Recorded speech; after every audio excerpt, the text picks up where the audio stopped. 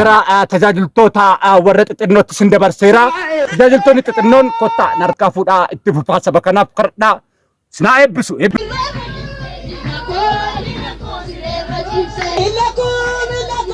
Namoonni baay'een waldaa kanatti hiikamaa jiru. Jaamaan banamaa jira. Duudaan dhagahaa jira.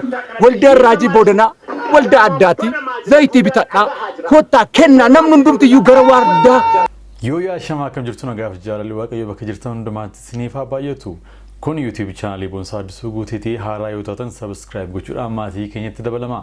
Viidiyoowwan yeroo argachuudhaafis mallattoo bilii banaa gochuu hin dagatinaa. Hordoftoota kabajamtootaa fi jaallatamtoota YouTube channel keenya har'a immoo viidiyoo reakshinii kan biraatti walitti deebinee jirra. Viidiyoo har'aa keessattis barsiisoo kan ta'an, kan nama bashannansiisan, kan nama kolfisiisan, kan waa irraa barannu jennee isiniif qabannee dhiyaannee jirra. Haga xumura sagantaa keenyaatti waliin turaan affeerraa keenya jaalalaati. YouTube channel kanarratti yaada qabdan nuuf kennuu hin dagatinaa. Viidiyoo har'aatiinis comment gochuudhaan akkasumas nu jajjabeessuudhaaf like gochuu hin dagatinaa isiniin jenna. Ulfaadhaa kabajamaa.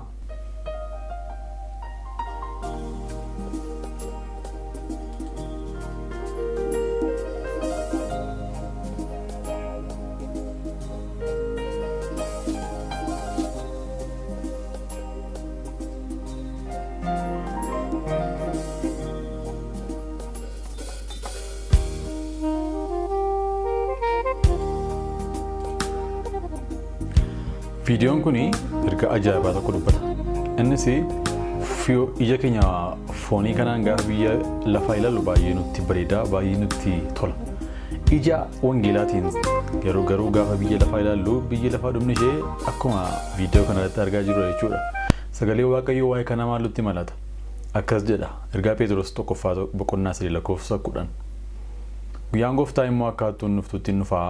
Guyyaa sanatti bantiiwwan Waaqaa sagalee guddisee didichuun hin dhedhemu. Ijoon uumama lubbuu hin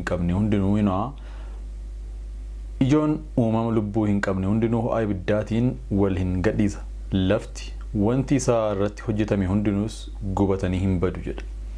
Egaa biyyi lafaa yeroo ija Wangeelaatiin ilaallu takkaatti gubattee hin baddee jechuudha. Viidiyoo baay'ee na barsiisudha.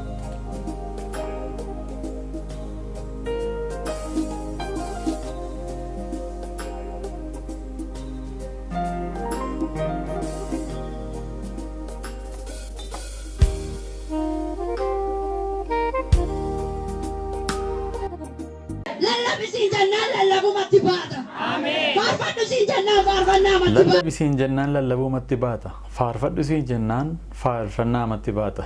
Lallabisiin jennaan lallabumatti baata. Faarfadhusiin jennaan faarfannaa matti baata. Amma lallaba kana booddee faarfannaa addaa tokko faarfattu.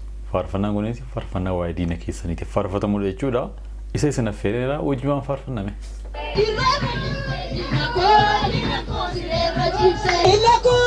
Diinni siree ciibsu kun diina isa kamii? Diina koo siree ciibsite yookaan diina koo siree ciibsite. Nagaan isiniif haa ta'u. Ilaamee faarfannaa tokko yeroo diina koo siree ciibse. Diina koo siree ciibse.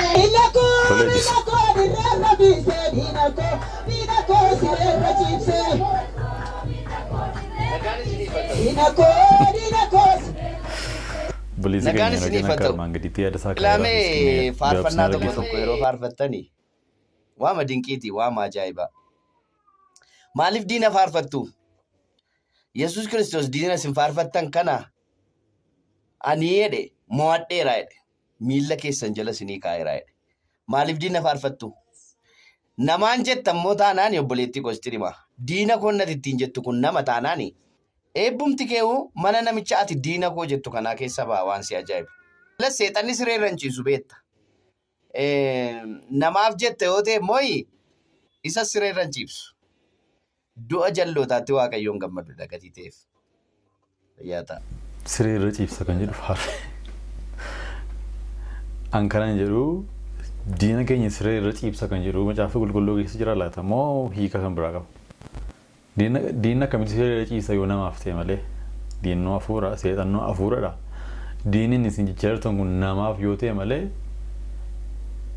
nama nuti beenutu sireera ciibsa yoo ta'e malee diiniin seexanni akkamitti sireera ciisa mee of ilaallumaa fedheefiyyu oduun gidduu kana dhaga'amaa jiru magaalaa holotaa keessatti waldaa የክብሩ መገለጫ jedhamuun kan beekamu raajiin beekamaan tokko maqaan isaa አቤል ነትፈካታ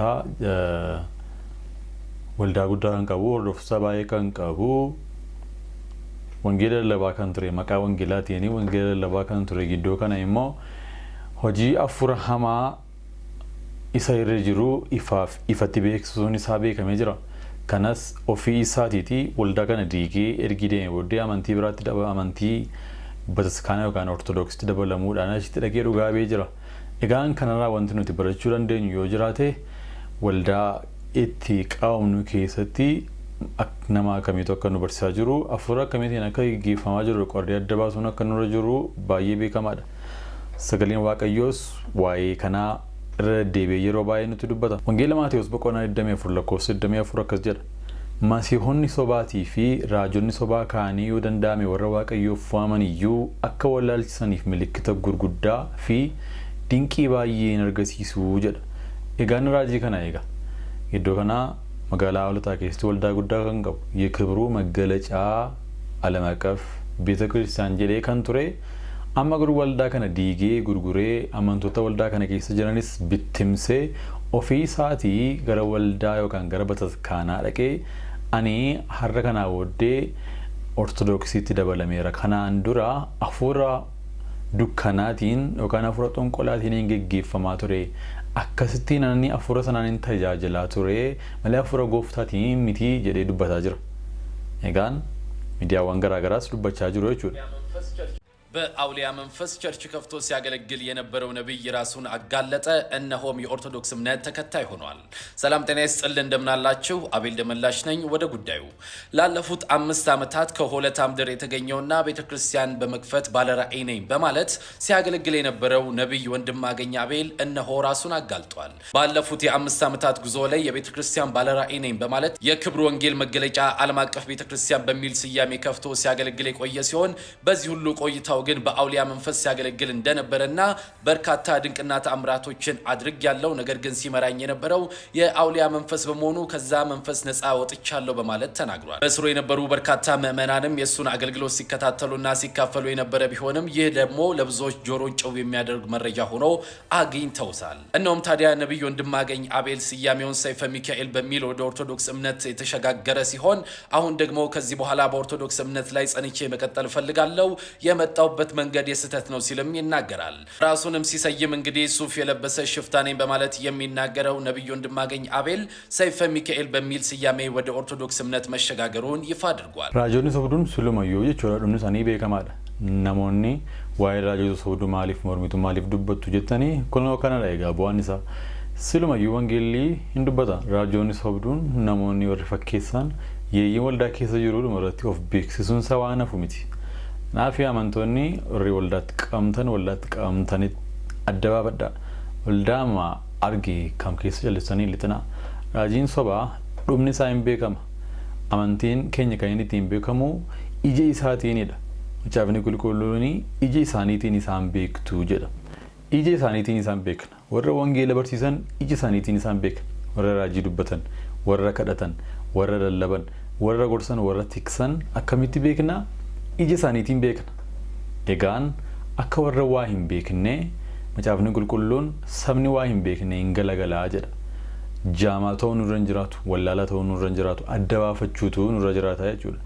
Amma isaan waldaa nuti keessa jirru gurguranitti, amma isaan taa'umsa nuti keessa jirru gurguranitti, amma isaanii nuuma mataa keenya miseensa waldaa keessa jirtu nu gurguranii nama kan biraatti nu dabarsanii amma isaan iddoo biraa deemanitti eeguun sinirra hin jiraatu. waldaa kiristaanaa ishee tokkummaa amantotaatti tokkummaa waldaa kiristaanaatti amamtu barsiisa sirrii qabdutti qabamaati jiraadha. Caafa qulqulluus dubbisaa. Amalakee yaashoreeko miidhagakee oolte bultee. Kaayyoon abdaamuu lamuutii fi gammadaa olaanaa keessummaan san qabatanii dhufanii fi dubbiin san dubbatanii yeroo baay'ee irra deddeebi'ee gaafa laalu gaaffina keessattuu qophii nama kan biraa irratti dhiyaatee maal dubbata. Sirbi afaan Oromoo hedduun isaa cubbuudha jedhee iyyuu nama nuudha. konseptiin sirba jedhamu mataan isaayyuu sirba kan jedhamu namni tokko Oromiyaa jedhee stage irratti dubbisu. Waldaan Kiristaanaa barsiisa mataa ishee qabdi. Waan barsiistu beekti. Soba kan ta'e dhugaa kan ta'es adda baastee qabdi. Waan amantoota ishee barsiistu qabdi. Malee macaafa qulqulluu abbaan argee lafaa ka'ee hiikuu hin danda'u, hiikaa itti laachuus hin danda'u. Akkaataa itti jiraannu macaafa qulqulluutu nutti hima. Macaafa qulqulluu hiikee kan nu barsiisu immoo waldaa kiristaanaadha. Seenaa waldaa kiristaanaa keessatti barsiisi sobaa jira eeyye.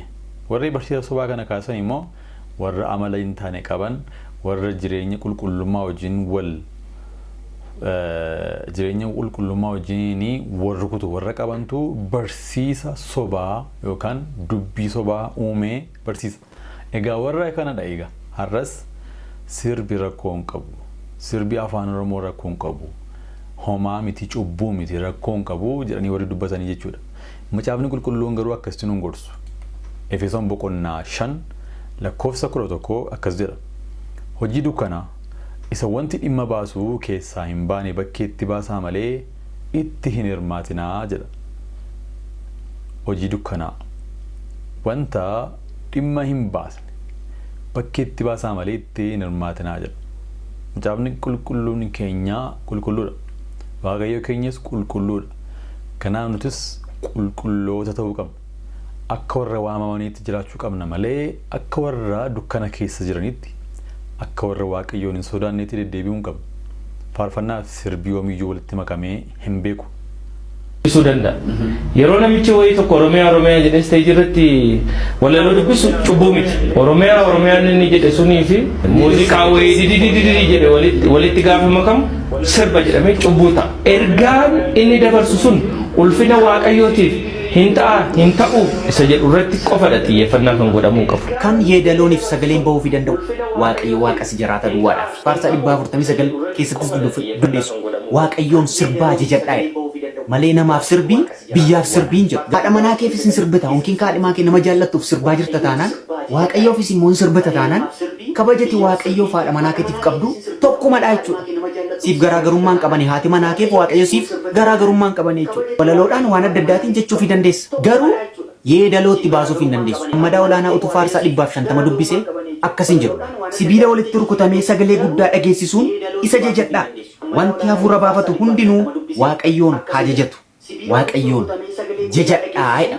Agartaa sibiila adda addaa walitti bu'ee galee dhageessisee kan jajamuu danda'u eenyudha? Waaqayyoon duwwaadha jechaadha macaafni qulqulluun. Abtaamoon lamuu immoo shawusaa irratti obboleessa inni affeeree irratti maal akka inni dubbate immoo dhaggeeffadha. Amala kee yaa shoreeko miidhaga kee oolte bultee hin turinarra. Waldaan dhaqa. Sirriitti sanbata nafu. Ijoollummaadhaan waldaa keessatti guddatee si jedha. Dhugaa. Artistiidhas abbaa qabeenya ogeessa seeraa faarfataa arjaa waan. Waldaa inni rakkoo hin qabu. Garuu sirba akka barbaadetti sirba. Inni akkasii amantii dhallata. Inni akkasii kiristaanummaadha. Inni akkasii duuka buutuu kiristoosii. Akka barbaadetti sirbaa, akka barbaadetti faarfataa, akka barbaadetti akti godha, akka barbaadetti shoobu godha. Namni maal naan jedhaa hin beeku, waaqayyoon sodaachuu hin beeku. Garuu waldaan naqaadha. Ani duuka buutuu kiristoosii jedha. Jabina akkamiiti kun? Warri ta'e warri al tokko faarfannaa, al tokko sirba, al tokko faarfannaa, al tokko sirba. Macaafni qulqulluun gooftaa lamaaf sagaduu hin danda'amu, gooftaa lamaaf jiraachuu hin danda'amu jedha. Baay'ee qabda. Hin faarfattas, hin sirbitas. Yeroo jedhu maal jechuu barbaadeeti? Faarfachuu. Wallaahi itti guddachuun nama fayyadu. Jechuunis sirbuunis hin danda'amaadha miti. Amma jenereeshiniin sirbuuf faarfachuu barbaadu lakkoofsi isaa danuu ta'uu danda'a. Kanaaf bifa salphaa ta'een yoo ka'anii akkuma obboleessi keenya Kaffaaloon jedhe charchii sirbuuniif itti faarfachuun danda'amu yoo hundeessan namoota baay'ee qabachuu danda'u jechuudha. Namoonni kun tarii qindoomina qabu maal gochuuf deemaa jiru? Bara 2017tti maaltu ta'uuf deema? Nama Waaqayyoo raajii meseret maal dubbatan? Barri 2017 inni si fuulduraa kun ganna kanarraa kaasee bara dadhabbiin keessan ijatti deebi'u akka ta'u ajajeera. Bara dadhabbiin keessan ijatti deebi'u. Amanaa kottaa namni arrabi kee sidide arrabi kee kan hin dubbanne didaan argaa jiraajutti jiru akkuma itti uffannetti jiru dibata addaa turre jira. Raajii Boodanaa Raajii waaqa bara isaaniif dhufeetu jira. Isaaniin haa hordofnu. Raajii Boodanaa kottaa mee nu raajaa. Dida kot mee gara fuulduratti namni arrabni kee kot biigi kot eenyu wajjin dhufte. Arrabni kee tasuma yoo dubbatu gurri kee garuu dhaga. Namni faana dhuftan kottaa mee kot namni faana dhufte. Arrabi isaa sirma yoo dubbatu. Tasa waan tokko dubbatu. Dubbatee min beeku. Tasa dubbatee hin beeku. Waggaa meeqa argattee? Waggaa 13. Waggaa 13. Waggaa 13 guutuu arrabi isaa dubbatee hin beeku. Hidhamee tola luugama gaangeetti hidhameedha. Waggaa 13 guutuu. Waggaa 13 guutuu. Amma kaanii kama. Hiikamu. Hiikama. Zayitiin otoo jiraatee afaan saattan obaasa ture zayitiin gurgurame ume dhiifama nu godha. Haa jedhi.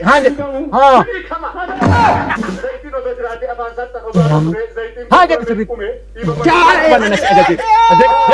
Arrabanan si ajajeera. Arrabanan si ajajeera. Arrabanan hiikam. Hiikam maqaa Raajii Boodanaa hiikam. Eenyu maqaan isaa? Abdiisaa. Zayitiin isin dhumaa jechuudha achiisii gurgurame. Zayitii warri mana qabdan nagaa keessanii. Abdiisaa. Yes. Ganii kame Abdiisaa.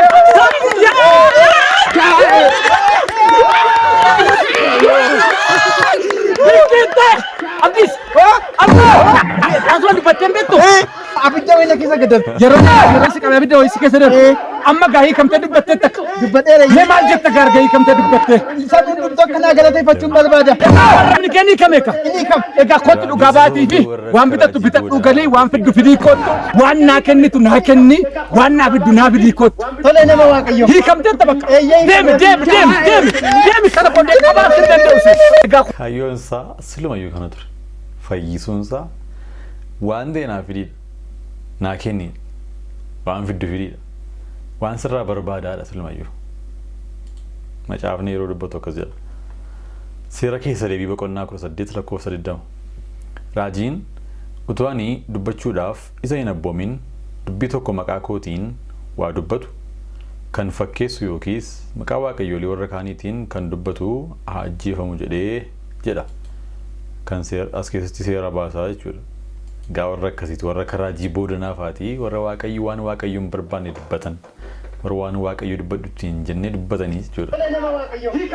Namoonni baay'een waldaa kanatti hiikamaa jiru. Jaamaan badamaa jira. Duudaan dhagahaa jira. Waldaan Raajii Boodanaa waldaa addaati. Zayitii bitadhaa. Kottaa kennaa namni hundumtiyyuu gara waldaa Raajii Boodanaa kottaa dinqiinsinii ta'a. Gara tajaajiltoota warra xixinnootti sin dabarseera. Tajaajiltoonni xixinnoon kottaa narkaa fuudhaa itti fufaa saba kanaaf kadhadhaa. Sinaa eebbisu eebbifamaa.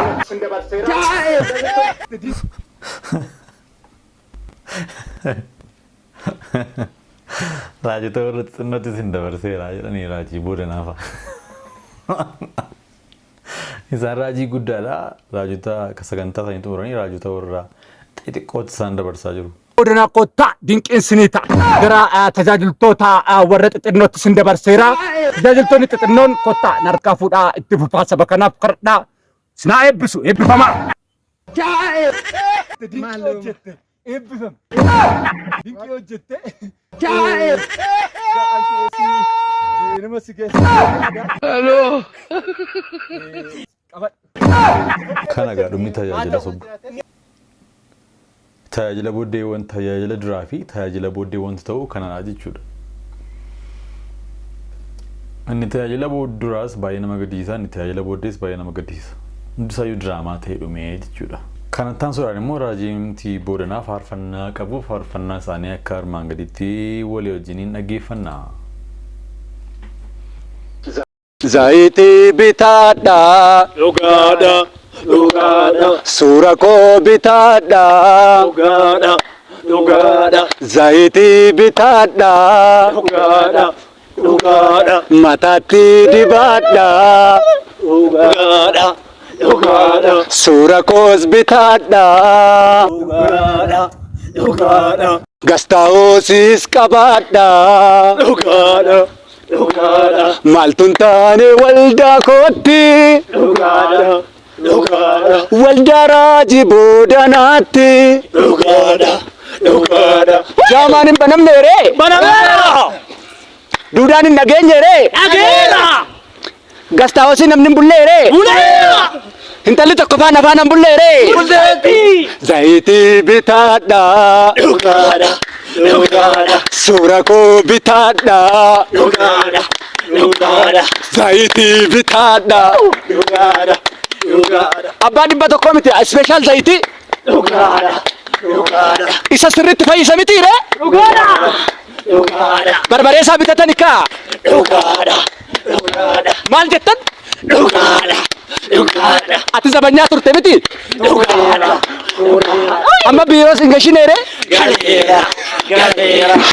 Ati maayikii qabaan turre? Amma hoo guddatteetta miti? Zayitii bitaadha. Suura koo bitaadha. Zayitii ishee dhibbaa miti. Dhugaa yaadaasin. Special zayitii. Qoosaan qoosaadha. Garuu macaafni qulqulluu wanta nuti himuu qaba dura keessaan macaafa qulqulluu dubbifannu waliin akkas jedha.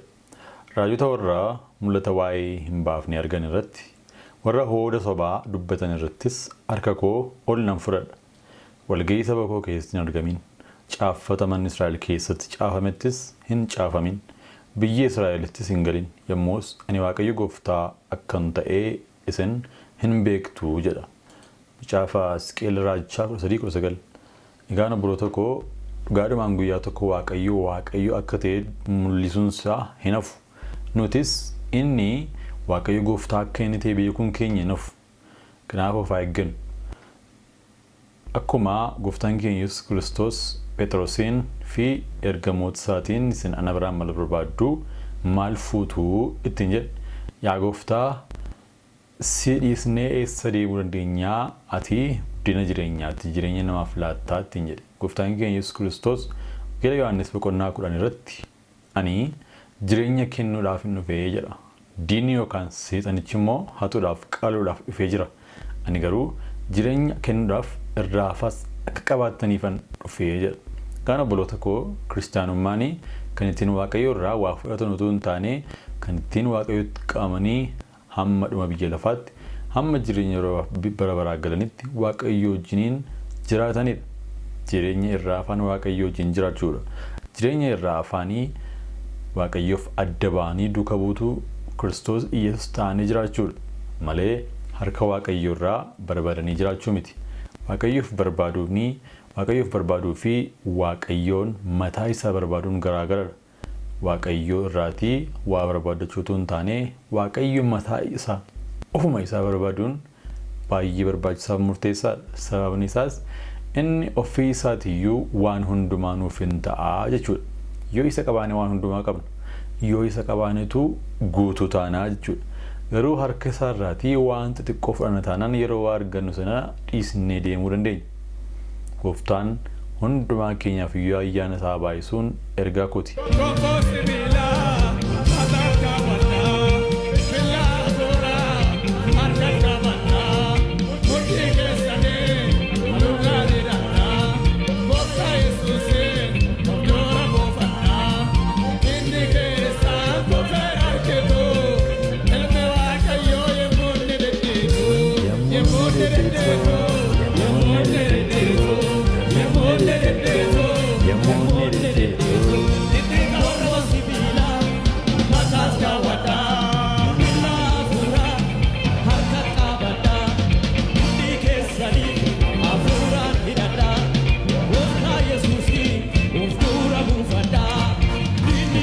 Efesoon gara warra Efesoon boqonnaa lakkoofsa 10 kaasee akkas jedha. Kanaa achi Gooftaatti humna isaa aangoo qabeessis jabaadhaa.